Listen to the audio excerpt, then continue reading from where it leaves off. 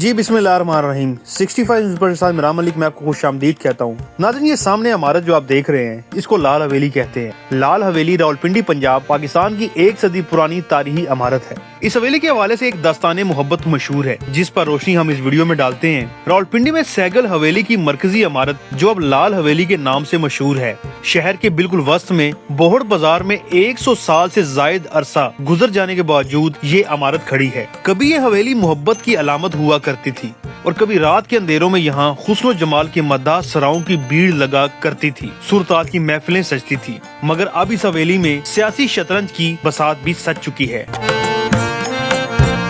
آج کل عوامی مسلم لیگ کا پبلک سیکریٹریٹ ہے، پارٹی کے سربراہ شیخ رشید احمد کی ملکیت بتائی جاتی ہے اور سیاسی سرگرمیوں کے مرکز کے طور پر جانی اور پہچانی جاتی ہے۔ اس حویلی کو شاہراج سیگل نے سیالکوٹ سے تعلق رکھنے والی ایک جوان سالہ مسلم رقاصہ بدھا بائی یا باندھا بائی کے لیے تعمیر کیا تھا۔ مشہور ہے کہ سیگل جو جہلم کے ایک امیر کبیر ہندو خاندان سے تعلق رکھتا تھا، سیالکوٹ کی اس رقاصہ سے ایک شادی کی تقریب میں ملاقات ہوئی۔ پہلی ہی نظر میں سیگل بدھا بائی کو دل دے بیٹھا اور اس کو شادی پر آمادہ کر لیا۔ کچھ ہی عرصے بعد ان دونوں کی شادی ہو گئی اور سیگل بدھا بائی کو سیالکوٹ سے راولپنڈی لے آیا اور اس کے لیے ایک حویلی تعمیر کروائی جس کو لال حویلی کہا جاتا ہے۔ اس حویلی کی تاریخی حیثیت اگر بیان کی جائے تو راولپنڈی شہر میں اس سے قبل ایسی کوئی عمارت نہ تھی۔ اس عمارت پر لکڑی، پیتل، چاندی اور دیگر دھاتوں کا استعمال کیا گیا اور کہا جاتا ہے کہ اس وقت اس عمارت میں ایک کیمیائی لکڑی کا استعمال کیا گیا اور شہر میں یہ عمارت اپنی مثال آپ تھی۔ عمارت 2 حصوں پر مشتمل تھی جس کا ایک حصہ مردوں کے لیے استعمال کیا جاتا تھا جبکہ مرکزی اپارٹمنٹ اور پیچھے سے ایک حصہ خواتین کے لیے استعمال کیا جاتا تھا۔ حویلی میں سیگل اور بدھا بائی کے چیمبروں کو